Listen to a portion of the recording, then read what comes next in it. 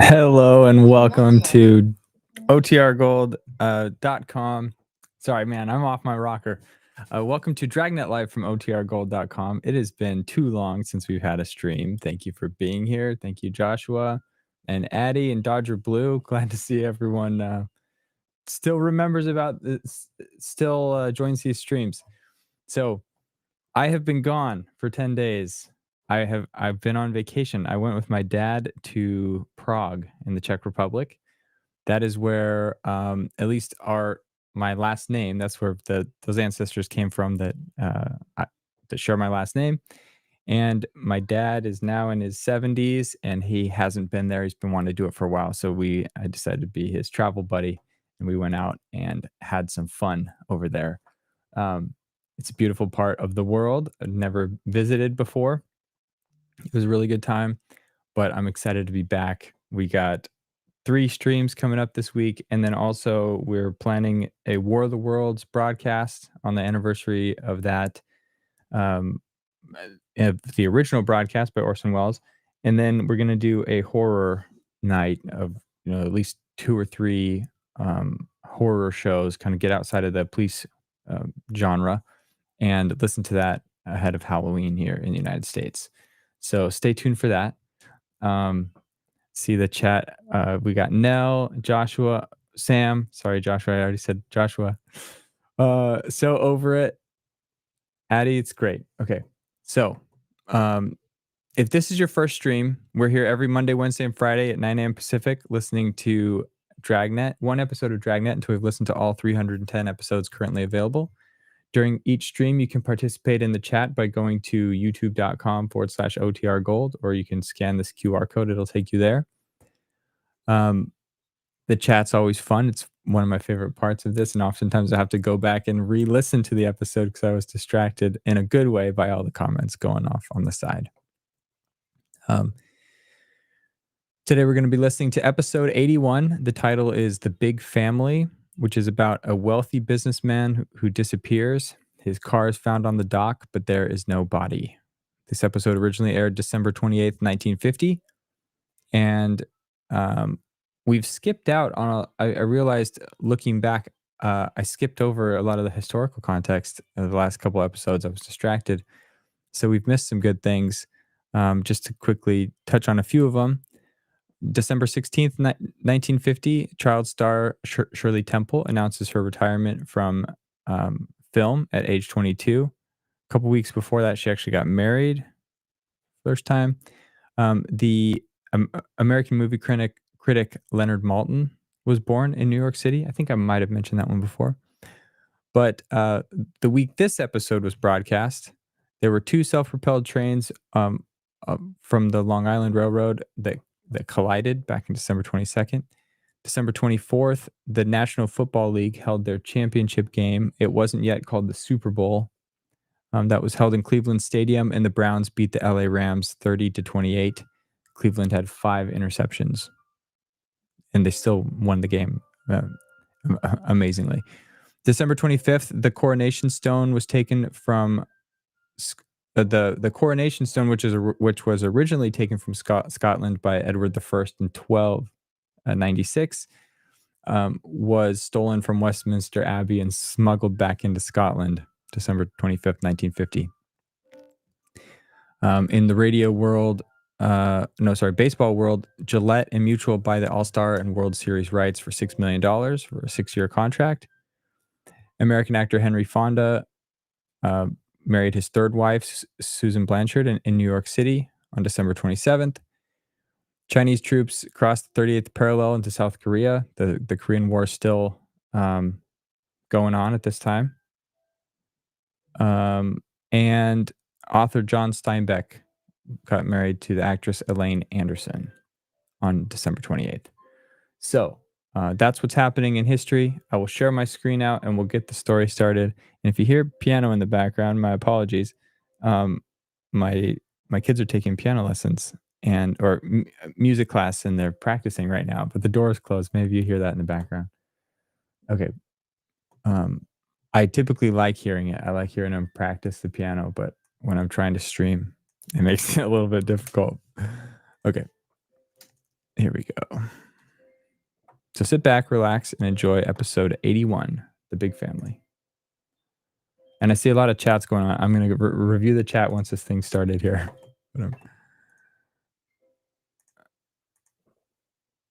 Okay. Have a good one.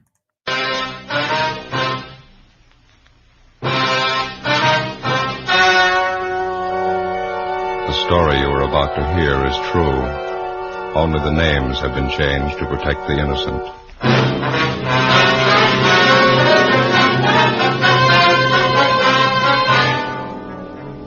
You're a detective sergeant. You're assigned a missing persons detail. A wealthy businessman in your city drops from sight. There's no trace of him. There's no apparent reason for his disappearance. Your job, find him.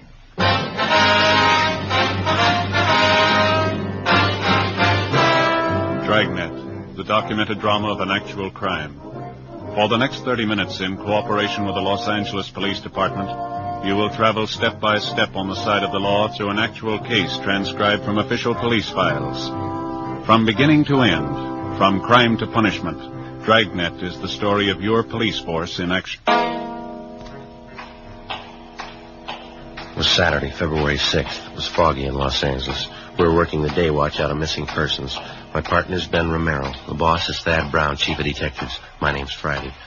I was on the way back from communications, and it was 8:15 a.m. when I got to room 67A. Missing persons. Hello, Joe. Oh, hi, Vance. How you coming on the Jarrett case? Oh, nothing. It's a dead end so far. Yeah, it's a tough one. Joe? Yeah, Ben. Just got a call from Evans, Harbor Division. They found Jarrett's car. Where? Parked at the end of Pier 6, abandoned. Found it about 7 o'clock this morning. Yeah, they checked the car over? Mm-hmm. They found Jarrett's coat in the front seat. Letter in the pocket. Yeah? Suicide note. John Keith Jarrett was a prominent and prosperous man. He was a well-known civic figure and socialite. As a young man, he'd inherited a moderately successful business from his father, and over a period of 20 years, built it into $1 million concern. He was apparently happily married to an attractive woman, and he was the father of 2 grown children, a son, Keith, age 26, and a daughter, Evelyn, age 23. According to his friends, business associates, employees, and advisors, there was no logical reason for Jarrett taking his own life. The letter found in the abandoned car on Pier 6 was brought downtown and the handwriting checked. It matched perfectly with the other specimens of Jarrett's writing. There was no sign of the gun which Jarrett was supposed to have carried. 9:35 a.m. Ben and I drove down to San Pedro, boarded police boat number 1, and joined with officers Brett, Hanby, and Tretter in a 2-hour search of the area around Pier 6. We found nothing. 11:40 a.m. The launch headed back for the dock.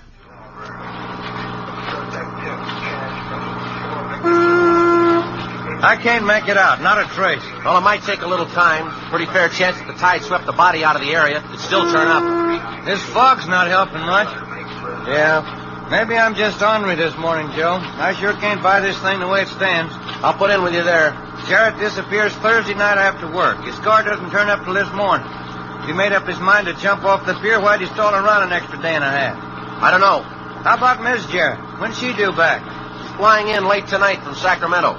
We can check her in the morning. Well, looks like we're just about in. Yeah. Well, the crime lab ought to be through checking the car, huh? Yeah, just about, yeah. These boys on PD1 sure can handle this thing, can't they? Sure can. Well, I'm going to call in from the phone on the dock. You want to stand by here a minute? Okay, watch your step there, Joe. It's slippery. Yeah, all right.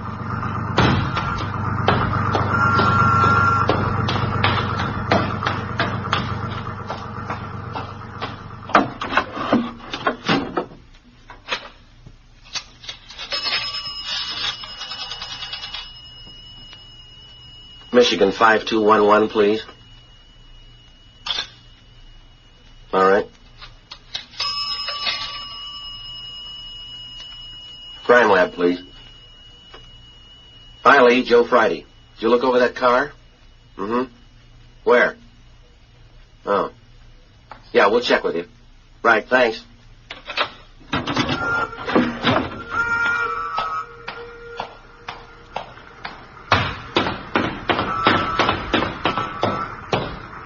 How'd they do, Joe? Anything? Jarrett's gun. The crime lab boys finally found it. Where? In his car. It was hidden up under the dashboard. Yeah? Gun's been fired recently. 2 empty shells. How the recovered gun might tie in with Jarrett's disappearance and the suicide note, we had no idea. When the car was found abandoned at the end of Pier 6, the obvious guess was that Jarrett had taken his life by drowning. If that was the case, what accounted for the 2 shells in his gun? Why was it carefully hidden under the dashboard of the car after it was used? Why were the only fingerprints on it those of Jarrett?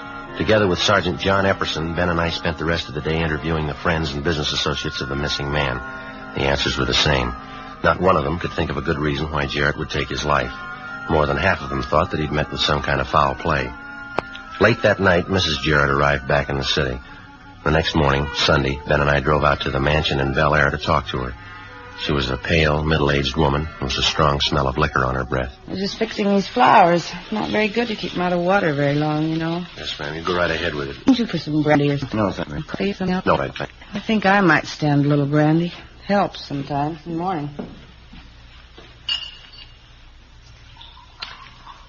Sergeant, I'd like to have you tell me the truth. What do you think has happened to my husband? Well, that's just what we're trying to find out, Miss Jarrett. All we have to go on is that letter that we found in his car. Oh. I can't believe there's anything in that. Jack and I have been married 31 years. He'd never take his own life. I know him that well. The letter was in his handwriting, ma'am. We've confirmed that. Oh, that's why I say it's so confusing. Look. Isn't that a gorgeous rose? Will scarlet, they call it.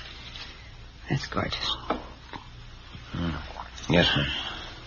Would it be possible for us to talk to your son and daughter, Miss Jarrett? Just a routine investigation. Well, I'd rather not have Keith or Evelyn brought into this, if you don't mind. Are you sure you wouldn't care for some brandy? No, thank you. Thank you. I don't mean to sound arbitrary, ma'am, but this case isn't exactly trivial, and I'm afraid that your son and daughter will have to be brought into it sooner or later. Well, it can't be helped, I guess. If you like, I'll give you their addresses. Keith lives in Hollywood, and my daughter Evelyn has an apartment near Malibu. Either one married? Both single now. Evelyn's been divorced. Mm-hmm. Any trouble between you and your husband? I mean, any recent arguments? Yeah? Not recent, no. We didn't get along too well, that's all. Well, you don't think any family trouble could account for Mr. Jarrett's disappearance, huh? I don't think so. Jack and I rarely argued. We didn't get along, that's all. It was no worse last week than it was 10 years ago.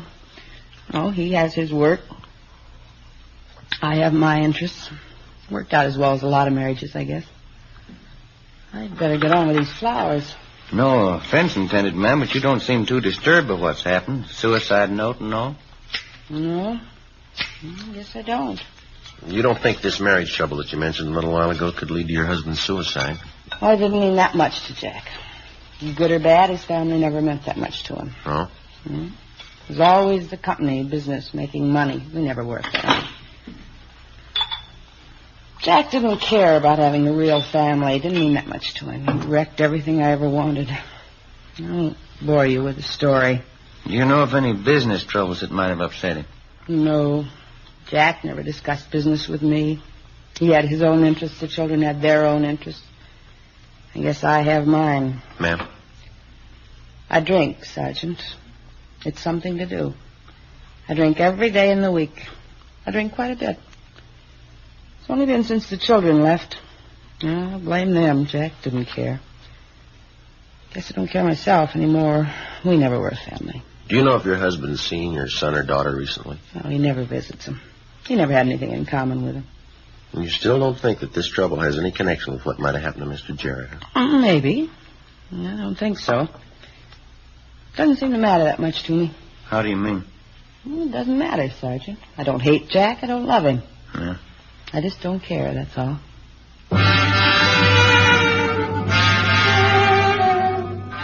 Before we left the Bel Air mansion, we got the addresses of the son and daughter and showed over Miss Jarrett's room. No leads. 1 p.m., Ben and I drove down to Malibu to interview the daughter, Evelyn Jarrett. She lived in a small, modernistic cottage bordering on the beach. She was attractive and well-dressed. At the age of 23, she'd been twice married and twice divorced. She sat on the sofa filing her fingernails while we talked to her. I don't mean to be rude, Sergeant. I have a date at 2:30. I don't want to be late. We'll try to make it as quick as possible, Miss Jarrett. We talked to your mother this morning. She told us you haven't seen too much of your father the last 2 years. Yes, that's right. None of us were ever really close to him. Well, when's the last time that you saw your father, Miss Jarrett? Well, up until last Thursday night, I hadn't seen him for about 5 months, I guess. Oh, you saw your father last Thursday night, was it? Yes, he called me that afternoon, said he wanted to have dinner with me and my brother Keith. Did you have dinner with him? Yes, a little Spanish place out on Melrose. Keith was late as usual. Wasn't that pretty unusual for your father, having you and your brother get together with him for dinner? Well, it didn't happen very often. Mother probably told you about that. Well, how did he seem that night? Did you notice anything unusual about him? Well, he was pretty much the same as always. Asked Keith and me how we were getting along, if we needed any money. He didn't mention anything about leaving the city, going on a trip, maybe? No, he didn't. We had dinner, a few drinks, then I left. What time was that, Miss Jarrett? A little after midnight, I think. Well, Keith and my father stayed on. They said they were going to have a few more drinks. I see. Care for a cigarette? No, Thank you very much. Here you are, I've got it. Thank you. How was your father when you left him, Miss Jarrett? In pretty good mood? Oh, he and Keith were arguing as usual. After a few drinks, they always argue. Anything serious? I don't know. Keith had some debts. He wanted Dad to pay them off. There's one thing I'd like to ask you, Sergeant. Yeah. I read the story in the paper, that gun you found in my father's car. Was it an plated revolver, a .32? Yes, that's right. There were 2 shells fired. Funny. Dad hasn't had that gun for a year. Reason I know is because after my divorce, I moved into this place alone. I thought it'd be a good idea to have a gun around, so I asked my father for his. Yeah?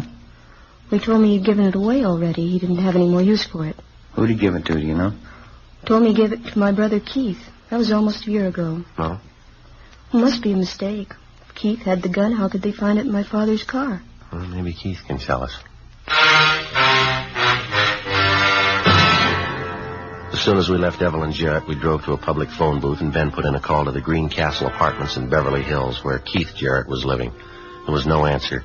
Ben called the manager of the apartment. Yes, sir. How's that? Mm-hmm. When did you say? I see. All right, sir. Thank you. Bye. Maybe we got something. What's that? Jarrett's son doesn't live there anymore. Manager says he moved in a hurry. Yeah, when? Thursday night.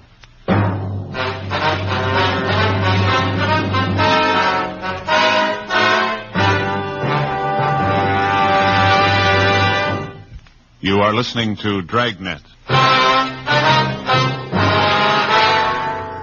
Sunday, February 7th, 4 p.m. Ben and I drove to the apartment vacated by Keith Jarrett and checked it over. No leads. We called Mrs. Jarrett and her daughter Evelyn. They had no idea of Keith's whereabouts. Mrs. Jarrett suggested that we call a fashionable tennis club out in Hollywood to which her son belonged. There they told us that Keith Jarrett was scheduled to play in a tournament match on their courts the following morning. Monday, February 8th, 10:30 a.m. We checked in at the tennis club.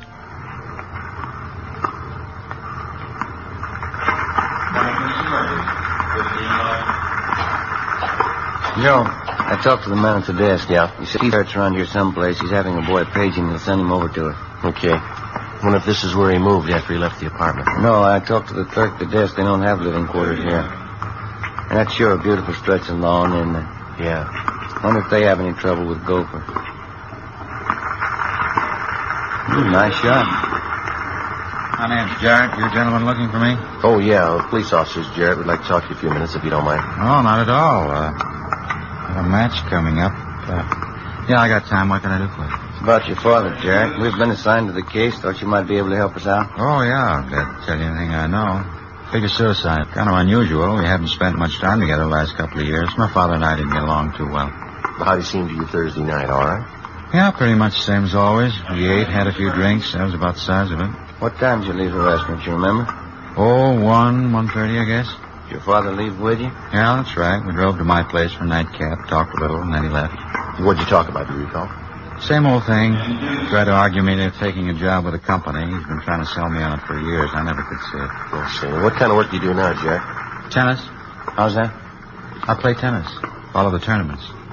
I like it pretty well. My father never could see it. He calls it tennis bums. I see. And you don't have a regular job that you work at? No, that's what we always argued about. I like tennis, though. I figure if you've got the money and you don't have to work, you might as well be doing something you like. Hey, you fellas care for a stick of gum? No, thank you. No, thank you. Excuse me. You know, I've been doing pretty well since I strengthened my backhand. I'm seeded fourth in this tournament. That's so. Huh? Pretty good life all in all. A lot of fresh air. Nice-looking girls around. Good-class people. Mm-hmm. You still live in town, Jared? My friend and I rented off Hollywood. Just moved there. When'd you move? Sometime last week. Why? Thursday night? Yeah, that's right. Thursday night. Is that supposed to mean something? You left pretty much in a hurry, didn't you? I guess so, yeah. Mind telling us why? Look, let's go back in the lounge. Yeah, okay.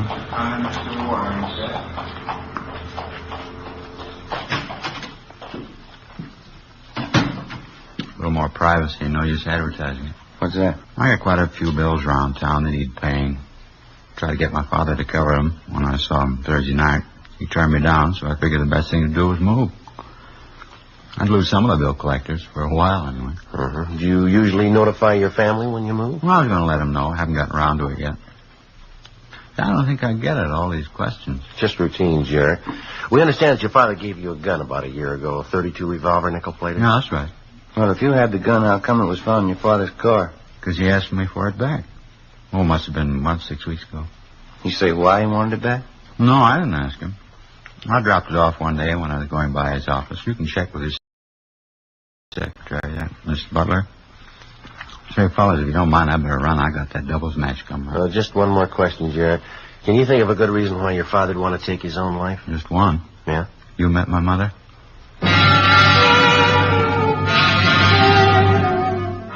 During the next 3 weeks, besides checking on dozens of other missing persons calls, we continued pushing the search for John Keith Jarrett.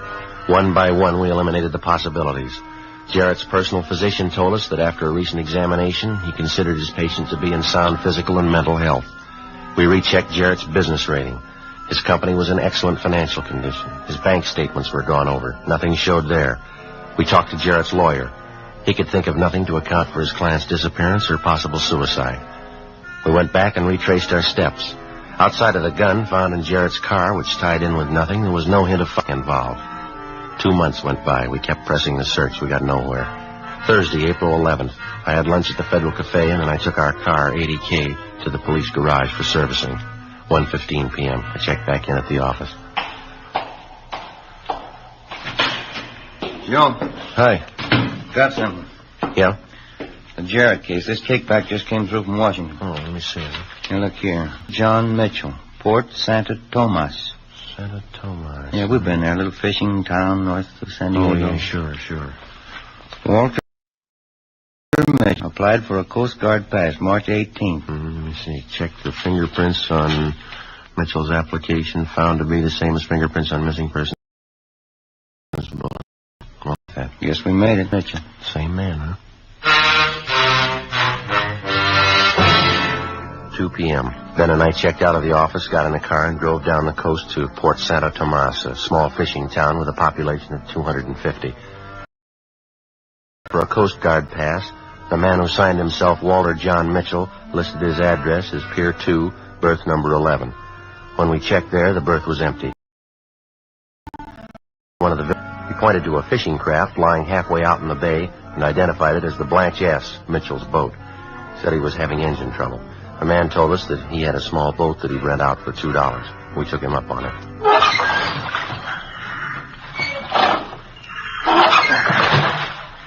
Sure hot down here. That's a good idea. Yep. I'll give you a hand there. Thanks. Okay. Oh, it's sure a long pull.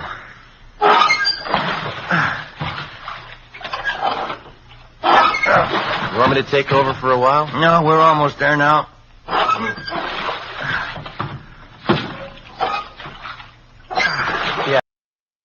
Yeah, easy now. That ought to do it. Mr. Mitchell? Walter Milling? Who is it? Police officer, sir. I'd like to talk to you if you have a minute. Oh, all right. Come on aboard. Hold it steady there. All right, I got it. Go ahead, Ben. Yeah, all right. Look, watch it. Oh, you better grab hold of my hand. Yeah, all right, thank you. Tie up and climb aboard. Yes, sir. Thank you. Come on up forward, officers. Thank you. My name's Romero, sir. This is my partner, Sergeant Friday. How do you do? How do you do, sir? Here we are. You sit clean. Scrubbed it down myself this morning. Oh, that's fine. Thank you, sir. Beautiful day, isn't it? Nice warm sun. Look at that. Water's clear as crystal. I guess you have a pretty good hunch why we're here. Well, I don't know. I'd like to have you tell me. Well, your real name's Jarrett, isn't it? John Keith Jarrett? Yeah, I thought so. I find it. Your application for a Coast Guard pass. Check the fingerprints on it. Well, yeah, but you didn't have anything to compare them with, did you? Well, when you applied for that from your friends, they went out with the missing persons bulletin on you. Oh, yeah, I forgot. Washington matched up the prints and sent the information along to us. Yeah, it's all right. Sure hand it to you fellas. I thought I was pretty smart covering up. Well, how about it, Mr. Jarrett? I mean, taking off like you did, don't you figure that maybe you have a little explaining to do? Yeah, imagine I do. You smoke? Oh, thank you. Yes, sir, I'd like one. Here. Well, there's no need to tell you. You've had a lot of people worrying over you. I don't think there are too many. My secretary, maybe, right? Well, yes, sir. Look, I realize you men know your business. I know I don't have to remind you, but I just like to make it clear. What's that? I know a little bit of the law, and I want you to understand this. If you should tell anyone where I am, I'd consider it an invasion of my personal rights, okay? Any way you want it. Maybe you can't figure out my disappearing the way I did. But I think you know that legally I've done nothing wrong. Take my rights. Yes, sir, it's fine with us, Mr. Jarrett. There's just one thing. Yes, sir? We've chased down quite a few blind alleys on this thing. That false suicide that you staged. That gives us an explanation. I'm sorry about the legwork, believe me. You can hear the story if you want to. Any way you want to tell it. Uh-huh. You met my family, have you? Yeah, we have. My wife? Yes, sir. My son, Keith? Yeah. My daughter? Yes, sir. Well, you know what they're like. My wife's been an alcoholic for 8 years. My people. My son's for that. My daughter? Yes, sir. You know it as well as I do. 2 divorces, different boyfriend every week. You might as well. I worked hard for my family, Sergeant. I was proud of them once. What would you do if they turned out the way they have? I don't think I could say, Mr. Jarrett. I don't know you. You don't, Sergeant. I paid a lot of money to keep them off the front page. 1 years of it, covering up for them. I got tired of it. Dead tired. Maybe I'm just getting old. You men care for a cold bottle of beer? No, thank you, sir. Well, there's nothing more to tell, officers. I worked most of my life for my family. I've had 3 vacations in 20 years. I tried to do everything I could for them. They're rotting apart, Sergeant, all 3 of them. I didn't want to stand around and watch them rot. That's why I left. I see. They each have their own trust fund. They'll be taken care of. Yes, sir. Well, I guess it's none of my business, Mr. Jarrett, but do you think that you might have been to blame, maybe? Your children, I mean? I don't know. Maybe. If I made the mistakes, I guess I'll pay for them. Not much fun changing your life when you're 52 years old. Gets lonely sometimes. Pretty lonely. Well, what are you going to do now, do you know? Oh, sail around, I guess. Take the Blanchets down to Mexico, all around, do some fishing. It's lonely sometimes. I'll get used to it. Say, you men wouldn't like to stay on board for dinner, would you? I'm even learning to cook. No, thank you, Mr. Jarrett. Guess we better start getting back, huh, Joe? Yeah, yes, we have. Well, thanks very much for dropping by, officers. Sorry about that extra legwork I caused you. Oh, here. What's this? $2 for the rent of the rope. Glad I met you, Jarrett. Good to you. Same to you, Friday. Goodbye. Goodbye, Mr. Jarrett. Watch your step there. Now. Yes, yeah, we got it all right, I think. There you go. Okay, Joe, come ahead. All right. Passed off your line, boy. Okay, thanks, Mr. Mitchell. Goodbye. Goodbye. Good luck, gentlemen. Good luck to you.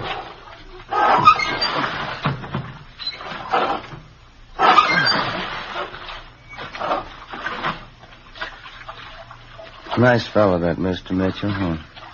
Yeah. Strange one, huh, Joe? Oh, I don't know. He seems pretty happy. Must have been pretty rough on him. Yeah. What's it prove? It's no crime to get lost.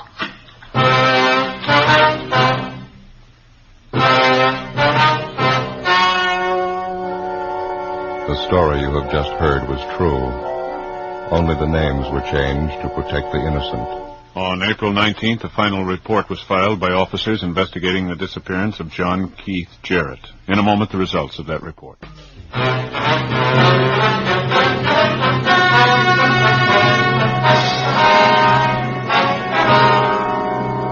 After a complete investigation by officers into the case, it was found that John Keith Jarrett had acted within his rights. Legally, for the officers to disclose his whereabouts would have constituted an invasion of privacy. 3 years ago, unknown to his family or friends, John Jarrett died and was buried anonymously.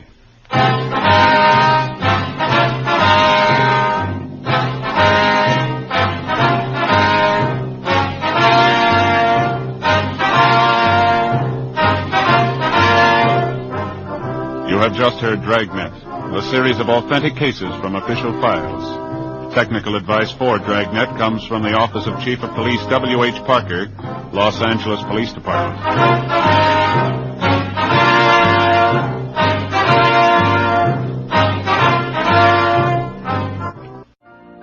You've been listening to the OTR Gold Network. Find more classic radio at otrgold.com.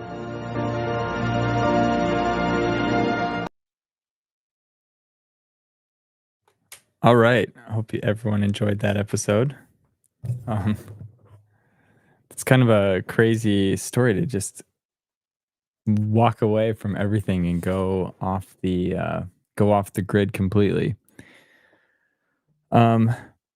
Sweet. So a few things I wanted to share. I haven't said it in a while. I haven't mentioned these in a while. We still got 2 radios to give away. Once we hit 8,000 subscribers, I'm gonna pick one at random, and you have your choice of this cream colored radio. Come on, focus again. Focus. Okay, you saw it for a second. Okay. There, I'll put them right here. These this cream color radio or this green radio. These are vintage styled Bluetooth radios. They look great on your desk. If you want one and haven't subscribed already, click subscribe on the OTR Gold YouTube channel. Help us reach 8,000 subscribers. And then, as Addie mentioned earlier, if you've already subscribed, please do like the video. It helps us reach more people, helps us grow the audience and grow the chat, which is fun. So, okay. And then I wrote a to-do list for myself this week. I have to, I've reached out again to Peggy Weber's assistant. We were going to do it before I went on vacation. That got postponed. So I've reached out to schedule that interview, hopefully sometime this week.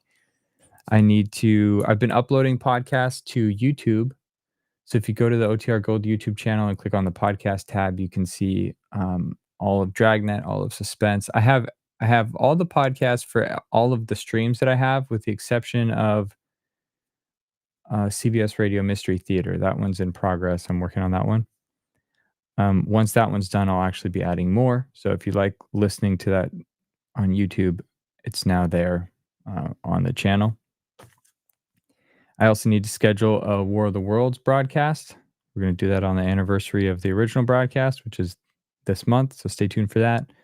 And I will be doing the Horror Night broadcast, or it's kind of like a spooky Halloween type stream. And we'll listen to a few kind of things outside of our normal genre here. And then the last one, or was it?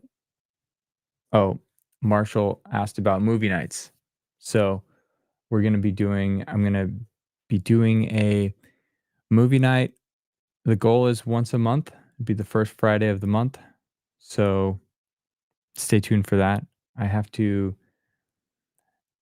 I think the best option is to keep it on YouTube, which again kind of limits what we can watch, but there's still plenty of films that we haven't yet watched together that should be available on YouTube. So I'm going to schedule those as premieres. That's the way it works. If I do it live, we run the risk of it being the thing being suspended. But if I can upload the video beforehand and YouTube does all its checks, then we can with confidence play it. And the only part though that's live is the chat, which I thought that was fine the last time we did it. if you have any comments or feedback on that, please let me know. But that's what I'm planning to do moving forward. So cool. See people talking about the radios. Well, subscribe. I mean, you've already done it, Emperor Penguin. Thank you. But for those that haven't, if you also want a chance at winning radio, please subscribe. Help us grow. And great. And then, yeah, so the once a month classic movie night that'll just be for everybody. We also have the members only streams that we got to do once a month. So we've done one of those. I need to schedule another one. Those, the format and the content is going to be different each time. Last one we did a listener's choice movie night. We listened to Lux Radio Theater. That was actually a recommendation from Life with Roscoe. Unfortunately, wasn't able to join us live that time, but there will be more of those. So if you want to join a members only live stream where you can pick what we listen to, please consider subscribing. If you can't, that's totally okay. Your support here on the channel, just tuning in, liking, and just showing up and participating in the comments is great, and I'm appreciative of that. I tried to say appreciate and appreciative, and I mucked them both up. Okay. That's all I have today. It's great to be back. Great to see everybody here in the chat today. We will be back on Wednesday at 9 a.m. listening to episode 82. The title is The Big Holdup.